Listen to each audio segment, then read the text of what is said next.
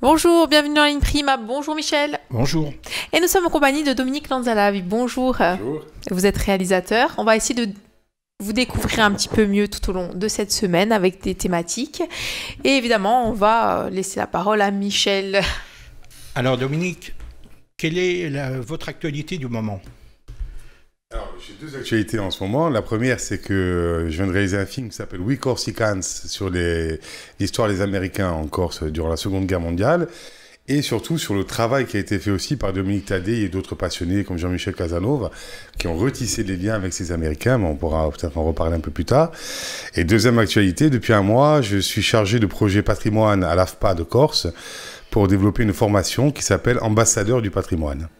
Ça consiste en quoi? En fait, le but, c'est de former tous les salariés, les actifs, au patrimoine de la Corse, à minima, je dirais, et que chacun devienne un ambassadeur de son propre patrimoine. Le patrimoine historique, le patrimoine naturel, et voilà, que tout le monde ait un minimum de connaissances, d'abord pour soi, hein, c'est un projet un peu sociétal, je dirais, hein, qui est un peu le but de l'AFPA aussi, mais évidemment aussi de retransmettre ça à tous ceux qui viennent visiter la Corse. Le but est finalement de préserver ce patrimoine, c'est-à-dire de sensibiliser les gens au patrimoine justement en leur expliquant l'histoire, la genèse de ce patrimoine, etc. Donc il y a une volonté de préserver et de faire des gens finalement ce relais.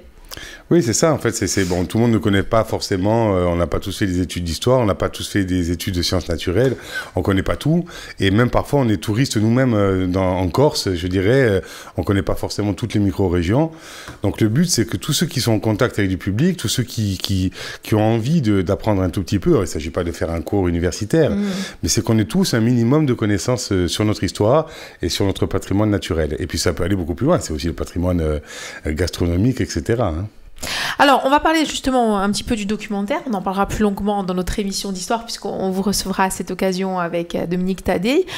Comment est née l'idée justement de faire un documentaire sur cette question? Ça a été la rencontre avec Dominique Tadei qui a finalement, puisqu'on le sait, hein, vous avez travaillé avec d'autres aussi sur d'autres thématiques.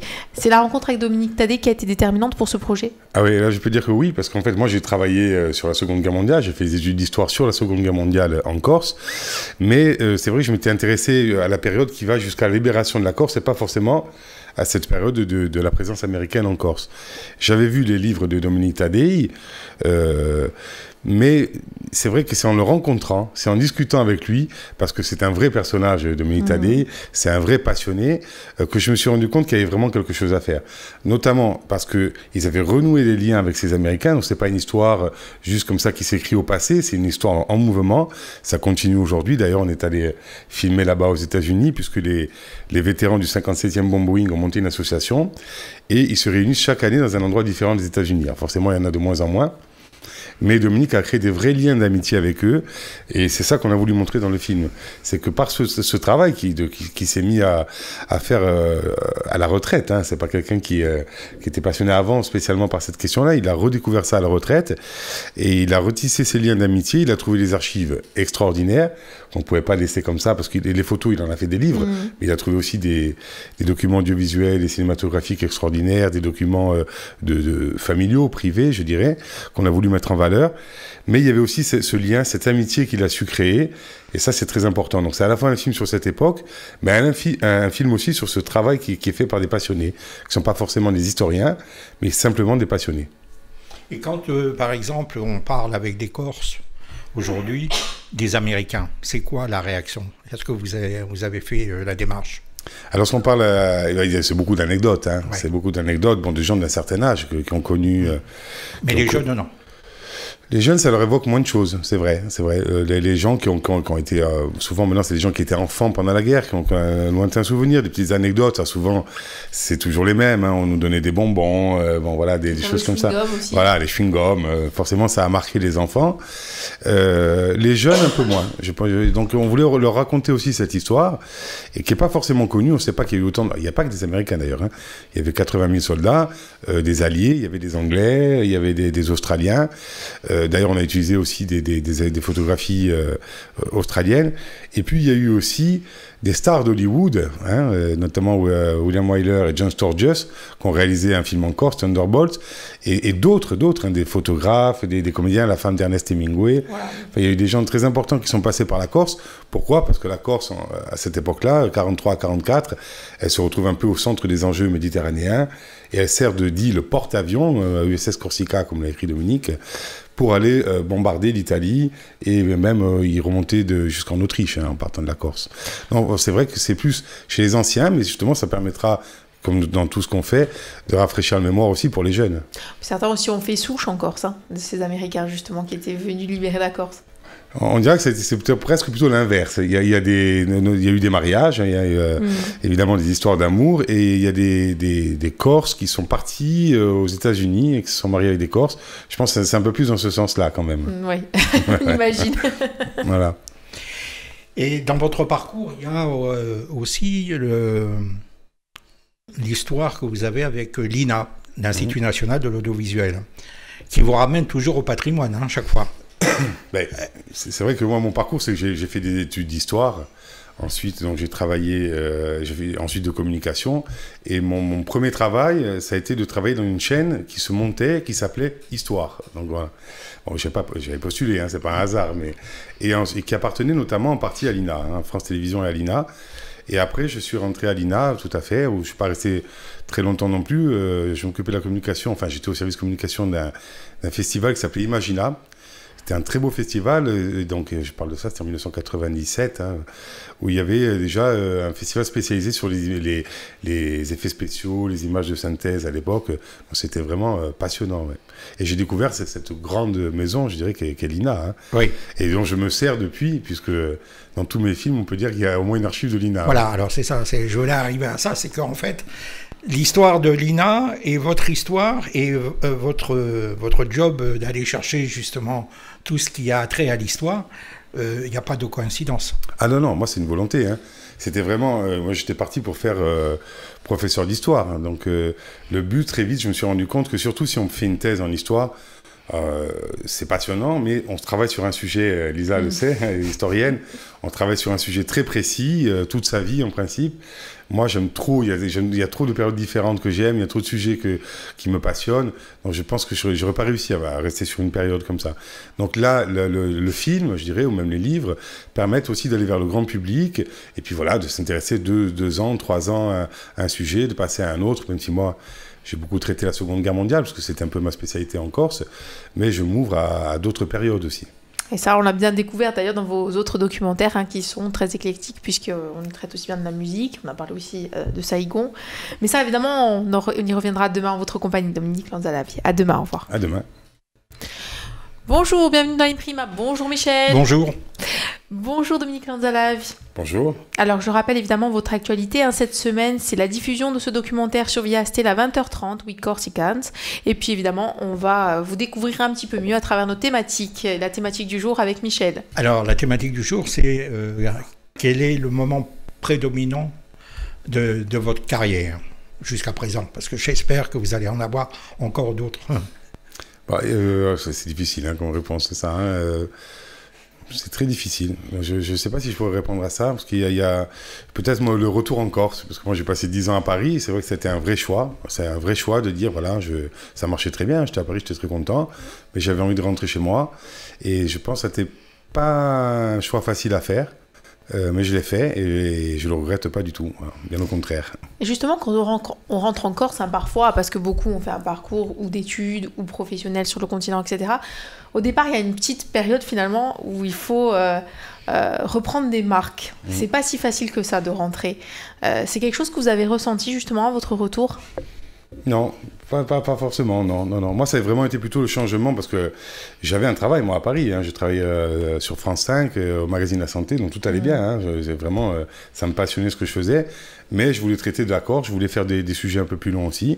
Et puis, il y avait ce côté où je n'arrivais plus à remonter à Paris. À chaque fois que je redescendais, j'ai passé 10 ans, mais ça devenait de plus en plus dur de remonter jusqu'au moment où je me suis dit non, je n'arrive plus à remonter. Et donc, c'est même pas un choix, ça s'est imposé à moi, il fallait que je vienne ici. Mais par contre... non, j'ai pas eu de problème d'acclimatation. Hein. Je fais un retour comme si j'étais jamais parti. Ouais. C'est comme le vélo, hein, on perd pas. Voilà, c'est ça, ouais. Et alors, la rencontre, par exemple, avec ce magazine de la santé dont on dit des fois pique-pendre, hein, est-ce que ça vous a mis dans un monde particulier, parce que vous êtes un historien, donc, mais vous avez touché aux blouses blanches, quoi. Ah oui, c'est sûr, surtout que moi, j'aime pas spécialement le monde médical. C'est toujours un peu angoissant. Ouais, c'est sûr. Non, c'est des histoires de rencontres. Hein, c'est des histoires de rencontres. Et puis, je suis rentré par un ami, qui m'a dit, tiens, il cherche quelqu'un. Je suis rentré là-bas. J'avais fait d'autres choses avant. Mais j'ai eu le plaisir aussi de rencontrer Michel Simès, il faut le dire, qui est devenu un ami. Et je veux dire, voilà, quand on travaille avec des gens comme ça, moi j'ai appris vraiment le journalisme avec eux. Beaucoup venaient de France 2, travaillaient sur le journal, comme le rédacteur en chef Benoît Thévenet. Ils m'ont appris aussi ce que c'était le journalisme. Et de travailler avec des médecins, ça m'a appris aussi une certaine éthique, je pense aussi dans le travail. On faisait très attention à ce qu'on disait, c'est normal, ils continuent à le faire. Quand on est sur du médical, hein, on peut pas dire n'importe quoi. Et donc, le fait de travailler avec des gens qui étaient journalistes, mais aussi médecins, ça m'a beaucoup appris dans la démarche, de vérifier ces informations, qui est la démarche de tout journaliste, mais là, peut-être encore plus. Alors, c'est vrai que le monde du médical, je vous dis, c'est pas ma passion, et pourtant, j'y ai travaillé pendant 7 ans. Mais très vite aussi, ils m'ont fait faire des chroniques sur l'histoire de la médecine. Voilà. Et là, ça, c'était passionnant aussi. Voilà. Justement, le retour en Corse aussi, est-ce que ça marque le retour au patrimonial, à l'histoire aussi, puisque vous aviez eu envie de rentrer en Corse pour travailler sur la Corse, donc forcément sur son identité, sur son histoire, là aussi, vous renouez avec votre passion d'avant. Ah, moi, ça a toujours été une passion. Hein. C'est pour ça qu'au magazine La Santé, très vite, dès que j'ai pu faire de l'histoire, j'en ai fait. L'histoire. Je faisais des reportages aussi sur l'histoire. Il y a évidemment, dans ce côté aussi de la médecine, il y avait 2 choses intéressantes. La première, c'est qu'on avait l'impression d'être utile. Voilà, ce qui n'est pas toujours évident. Mais là, on donnait des informations. Quand on recevait des lettres de gens qui disaient « Grâce à votre reportage, j'ai consulté, ça m'a sauvé la vie », c'est quand même pas rien. Quand on se dit, juste parce qu'on les a informés sur quelque chose, ils sont allés consulter un médecin, bon, on se dit « Tiens, on est un tout petit peu utile. » Voilà. Et puis, la deuxième chose, c'était le rapport humain aussi. C'est les histoires humaines. Donc, ça m'a beaucoup apporté. Mais dès que j'ai pu intégrer de l'histoire, et d'ailleurs, ils me le laissaient faire, puisque il y a beaucoup, par exemple, de médecins qui sont historiens eux-mêmes. Hein. Quand je dis historien, c'est vraiment historien. C'est-à-dire qu'ils ont à la fois une thèse en médecine et une thèse en histoire. On ne peut pas faire de l'histoire sans se passionner de la médecine. On ne peut pas faire de la médecine, sans se passionner pour ce qui s'est passé avant. Les sciences dures, finalement, rejoignent les sciences molles. Pardon ? Voilà, c'est ça, exactement. Donc forcément, ça fait partie intégrante de ce métier, je pense. Ouais. Et ça ne vous a pas donné envie, par exemple, de réaliser un magazine sur la médecine en Corse aujourd'hui? Non, parce que ça m'a donné envie de réaliser un magazine sur l'histoire en Corse. Ouais. Ouais. Je suis jamais arrivé à faire passer. Oui, mais l'histoire de la médecine en Corse. Parce qu'en fait, il y a eu une époque ici où on disait toujours, même si c'est faux hein, des fois, que le meilleur médecin, c'était l'avion de la CCM. Hein. Et moi, je trouve que c'est faux, parce que je connais beaucoup de médecins, je connais beaucoup de chirurgiens et tout, qui sont aussi efficaces et aussi bons que des médecins sur le continent ou à Paris ou n'importe où. Bon. Donc, en fait, voilà, est-ce que vous n'avez pas envie d'aller chercher un peu cette histoire de la médecine de Corse? Bon, déjà, sur France 3, il y a un magazine médical. Hein, oui, oui. Vous savez, une de mes premières chroniques, c'était pas la première, parce que la première, j'ai faite sur Che Guevara, qui était médecin. Je crois que ça devait être la deuxième, je l'ai faite sur Simon Renucci, de Cozzano, qui était le découvreur de la gale. Donc voilà. Et on sait qu'il y a eu des grands médecins corses, et il y en a toujours. Hein. Je racontais encore ce matin une anecdote. J'étais allé pour le magazine de la santé au plan cancer qui avait déclenché Chirac. Et il y avait tous les pontes de la cancérologie. La moitié, c'était des Corses. Hein. Ils étaient en train de se raconter le Figadello qui venait de recevoir. Bon. Donc les Corses ont toujours été à un très haut niveau dans la médecine. Ça, c'est intéressant, je pense. C'est pour ça. Ouais. Ça serait intéressant. Et peut-être un futur documentaire. Peut-être.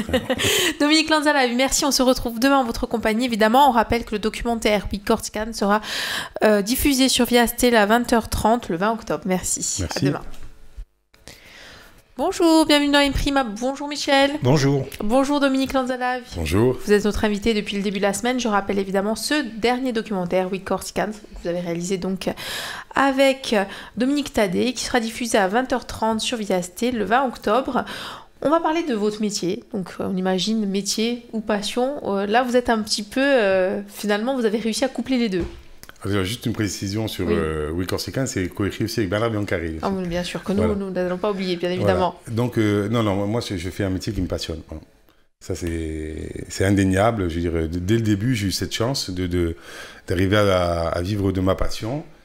C'est un combat, c'est pas évident tous les jours, mais voilà, on s'accroche. Et c'est vrai que de pouvoir allier la passion de l'histoire et la passion comme ça de l'image et de la transmission, que ce soit dans la télévision, par un article ou même par les formations dont je m'occupe en ce moment, et voilà, c'est vrai que quand c'est une chance. Je pense que c'est une chance d'y arriver. Voilà. C'est pas toujours évident d'arriver à travailler dans sa passion. Voilà. Surtout qu'on le sait, l'histoire, malheureusement, aujourd'hui, ne semble pas finalement déboucher sur des carrières. Il y a toujours une remise en question sur l'enseignement de l'histoire, sur son importance, sur son utilité même parfois.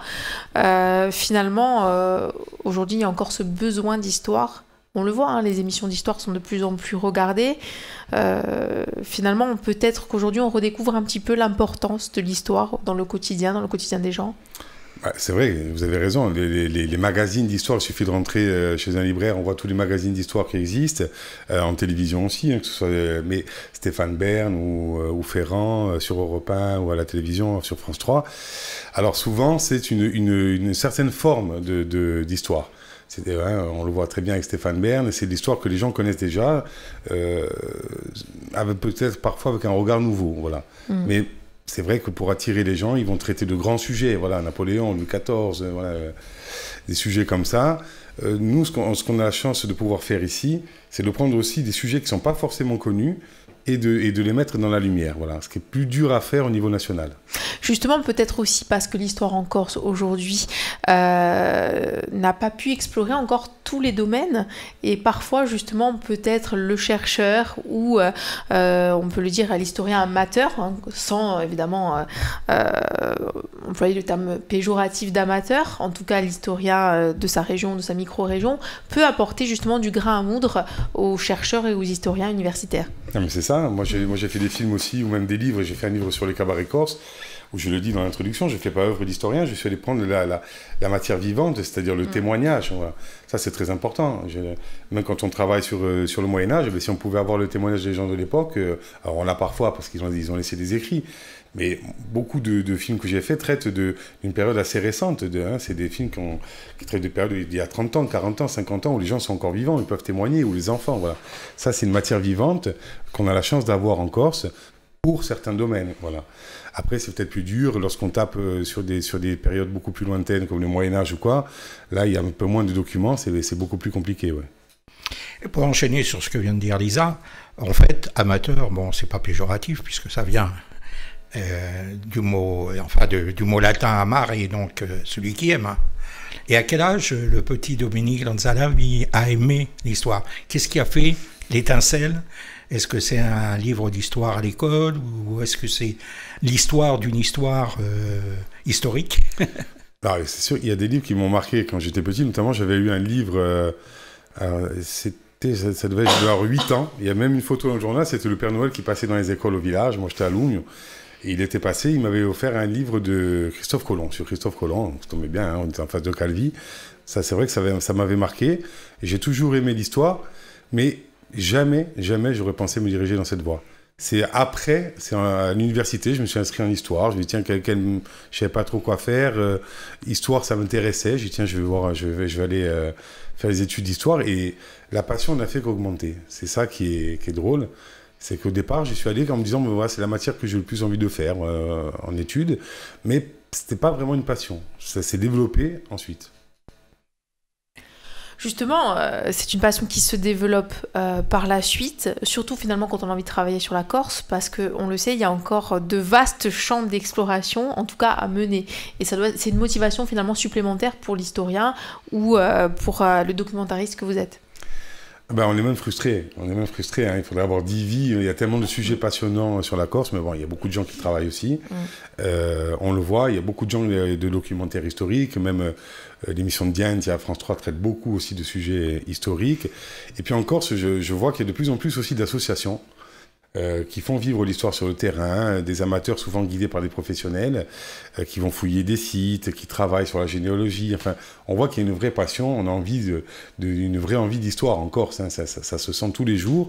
Et même dans un café, lorsqu'on parle d'histoire, de suite les discussions s'enflamment.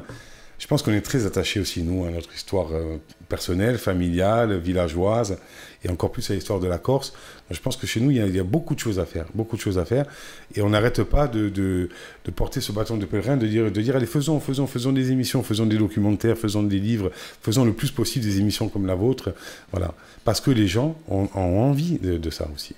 Merci beaucoup Dominique Lanzalavi, on se retrouve demain pour notre avant-dernière émission de la semaine en votre compagnie. Et je rappelle évidemment la diffusion du documentaire We Corsican sur Viasté à 20h30 le 20 octobre. Merci, au revoir. Merci. Bonjour, bienvenue dans Imprima, nous sommes jeudi, nous sommes sur Alta Frequenza, toujours en compagnie de Michel, bonjour, pour cette semaine, et de Dominique Lanzalavi, bonjour. Donc vous êtes réalisateur et vous venez nous présenter ce documentaire We Corsican pour Viasté qui sera diffusé donc le 20 octobre à 20h30. Michel. Alors, l'histoire, la question délicate. C'est bien. Mais l'histoire, c'est le passé. Vous voyez l'avenir comment ? Ben, beaucoup de gens qui me connaissent disent que je suis pessimiste, donc c'est difficile de répondre à cette question. En fait, je ne pense pas que je sois pessimiste. Hein. Je pense que souvent, c'est un peu pour conjurer le sort. On prévoit le pire, comme ça, on peut être agréablement surpris. Voilà. Mais c'est vrai que lorsqu'on étudie l'histoire, on s'aperçoit qu'il y a toujours eu des drames, il y a toujours eu des guerres. Donc c'est difficile d'être optimiste, mais à chaque fois, on est passé d'une période noire à une période plus gaie, je dirais, ou de paix. Donc, je pense que c'est un cycle qui finira jamais. Je pense que voilà, on sera jamais tout le temps en paix, on sera jamais tout le temps en guerre. Mais c'est vrai que lorsqu'on regarde, enfin, encore hier, je regardais, on reçoit maintenant les notifications d'informations sur son téléphone. Il n'y a pas une bonne nouvelle, quoi. On ne reçoit pas une bonne nouvelle dans la journée. Donc, c'est difficile. Mais il faut rester optimiste, voilà. Mais malgré tout ça, malgré en plus ce sentiment presque d'anxiété qui est généré aussi par toutes ces nouvelles qu'on reçoit en permanence et qui sont souvent négatives, il faut bien le dire, quoi. On dit souvent que l'histoire ne resserre pas les mêmes plats. Est-ce que vous y croyez ? Est-ce que vous pensez que l'histoire est cyclique plutôt ? Ou vous pensez que l'histoire va plutôt entrer dans des phases de progrès, qu'on va arriver un jour à la fin de l'histoire aussi. Il y a plusieurs écoles. Hein. Là, c'est un vaste débat, Bien sûr. Par contre, moi qui ai travaillé beaucoup sur la Seconde Guerre mondiale, ben, on voit très bien que les thématiques qui étaient abordées dans les années 30 sont encore là sur la table aujourd'hui. On voit que sur l'histoire de la Corse, les thématiques qu'on abordait dans les années 70 sont tout à fait d'actualité aujourd'hui.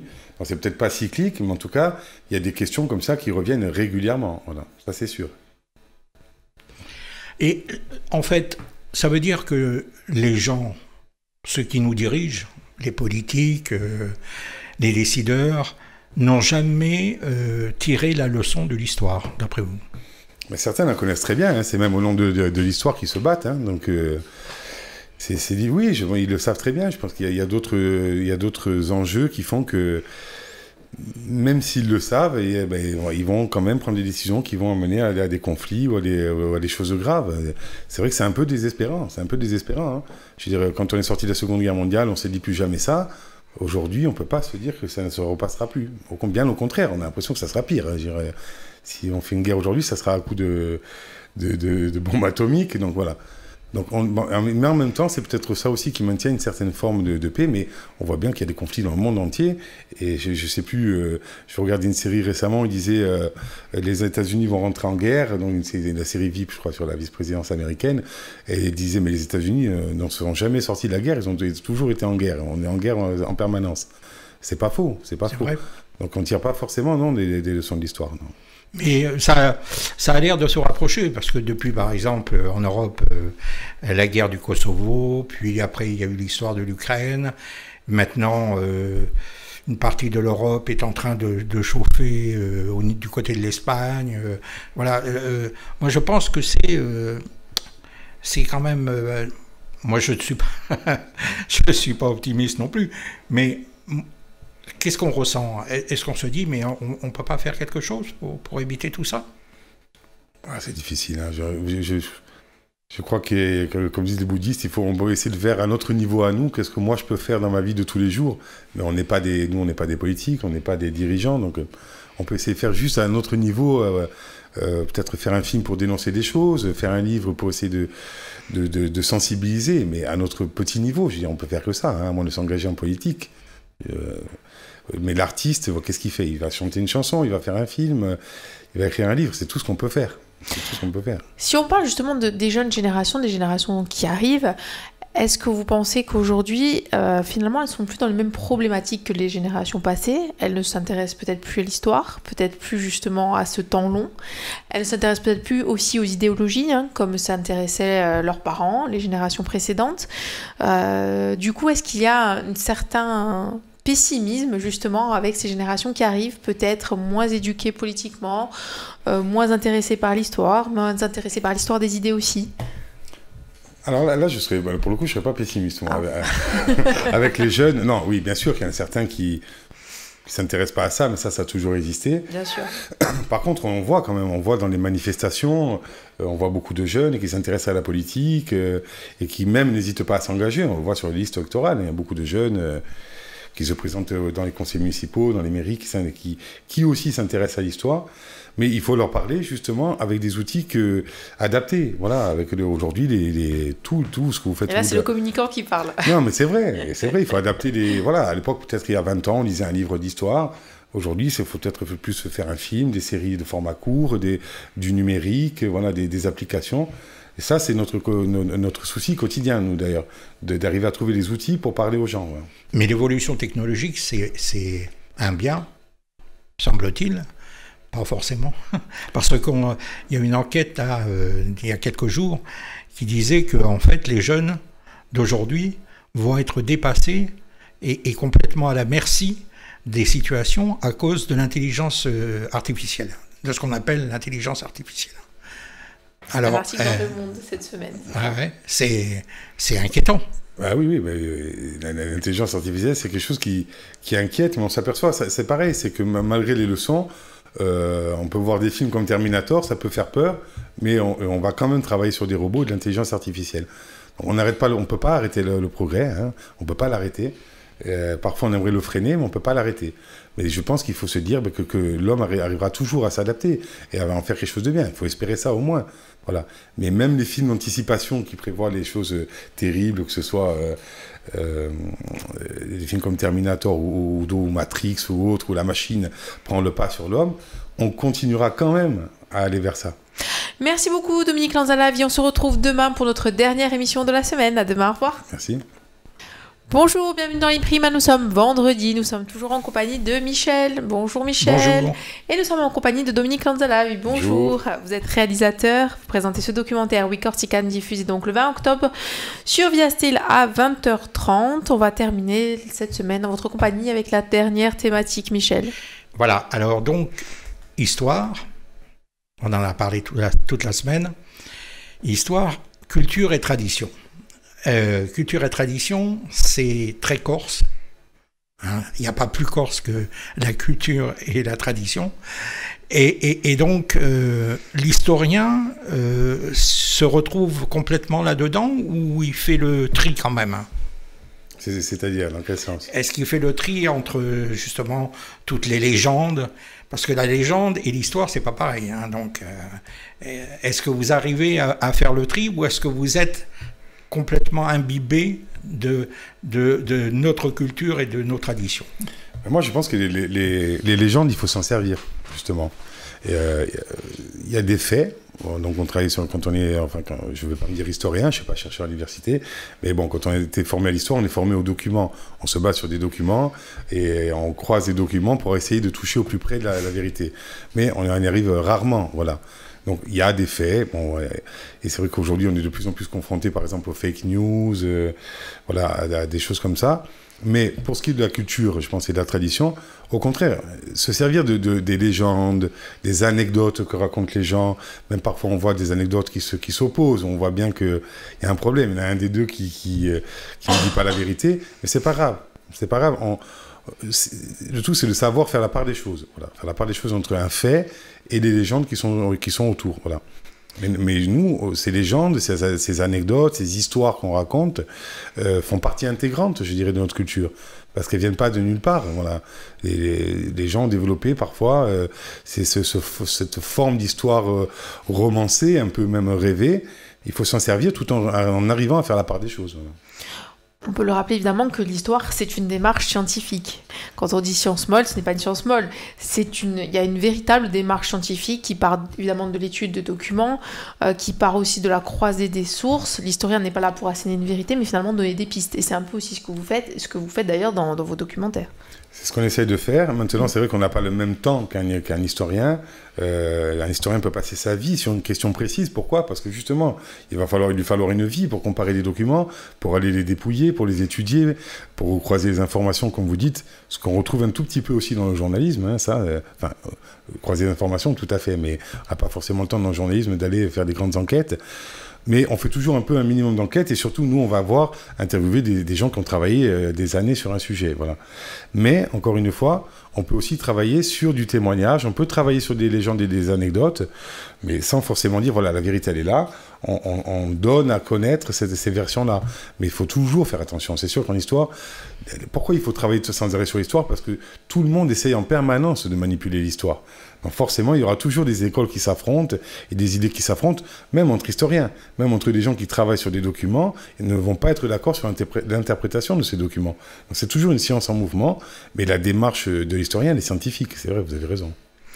Et justement, c'est un équilibre précaire, c'est un équilibre qu'il faut maintenir quand on fait un travail historique, que ce soit à travers tout type de médium, hein, que ce soit le documentaire, la télévision, la radio, etc. Il y a toujours cet équilibre précaire sur le fil qu'il faut maintenir. Ben, il y a un livre qui est génial là-dessus, qui s'appelle, j'ai oublié le nom de l'auteur, c'est les journalistes au Nouvel Obs, qui fait toutes les chroniques d'histoire. Il a écrit un livre qui s'appelle « Nos ancêtres les Gaulois et autres fadaises ». Mais il est génial, ce livre, parce qu'il montre comment... non, il ne dit pas qu'il y a eu du mensonge, il montre comment l'histoire... Construit le mythe. Voilà, a construit le mythe tout au long des siècles, voilà, de Jeanne d'Arc, Vercingétorix, etc. Et c'est très intéressant de voir comment, par période, on fait ressortir un sujet, on fait ressortir un personnage en s'en servant par rapport à la période contemporaine. Voilà. Dans cette manipulation de l'histoire, qui n'est pas forcément toujours voulue, parfois elle est voulue, mais des fois pas forcément. Un thème revient à la mode, un personnage revient à la mode. Ben, il faut sans arrêt travailler. Heureusement qu'il y a des universitaires qui travaillent en permanence sur ces sujets. Ouais. Et pourtant, on nous apprend à l'école des choses qui sont tout à fait virtuelles. Comme l'Odyssée, par exemple, l'histoire d'Ulysse qui se balade en Méditerranée et qui tombe sur des sirènes, des sorcières, des machins. On a nos Mazzerie chez nous, donc comment on peut justement arriver à faire la part du vrai et du faux là-dedans ? Parce que l'histoire d'Ulysse, par exemple, c'est traité. Des générations et des générations d'écoliers ont appris l'Odyssée. Et quand un jour vous croisez un ami, vous lui racontez que vous avez vous avez rencontré un Mazère et il vous prend pour un fou. Donc, comment on arrive à faire des choses comme ça ? Ben, si on prend par exemple l'Odyssée, c'est aussi intéressant sur la Méditerranée de cette époque-là. Enfin, ça parle, et puis il y a même la Corse dans l'Odyssée. Enfin, on sait qu'à un moment il parle de Bonifacio. Oui, enfin, on n'est pas sûr à 100%. On n'est pas sûr à 100%, mais enfin on se dit tiens, ça ressemble. On se dit ça, c'est peut-être. Voilà. Mais en tout cas, ça nous dit quelque chose. Même si c'est une forme de légende, ça nous dit quelque chose de la Méditerranée de cette époque-là. Donc ça parle toujours d'une époque. C'est pour ça que quand je dis les légendes en Corse, ou même le mazérisme, des choses comme ça, font partie de nous parce qu'elles nous disent qu'est-ce que c'était la société corse. Et même parfois ce qu'elle est encore, même si on est moins là-dedans, le mazérisme, tout ça. Mais cette partie mystique, par exemple, et mythique de l'histoire, je pense qu'il faut la conserver. Il faut la conserver. Maintenant, les gens vont dire, oui, c'est sûr, il s'est passé ci, il s'est passé ça. Il faut le prendre à son compte. Mais ça, c'est un travail personnel. Il faut se dire, tiens, il me dit ça, c'est intéressant. L'autre me raconte une autre légende sur le même fait. J'en prends acte. Voilà, après, c'est de voir comment chacun l'accommode à sa sauce. C'est ça qui est important. Voilà. Mais de ne pas dire c'est la vérité. Voilà, on ne peut jamais dire c'est ça la vérité. Voilà. Merci beaucoup Dominique Lanzala d'avoir passé cette semaine avec nous. Je rappelle le documentaire Oui Corsican sur Via Astel à 20h30 le 20 octobre. Puis évidemment, on se reverra dans notre émission d'histoire pour parler de cette thématique. Merci. Au revoir. Merci Michel, au revoir. Au revoir, merci.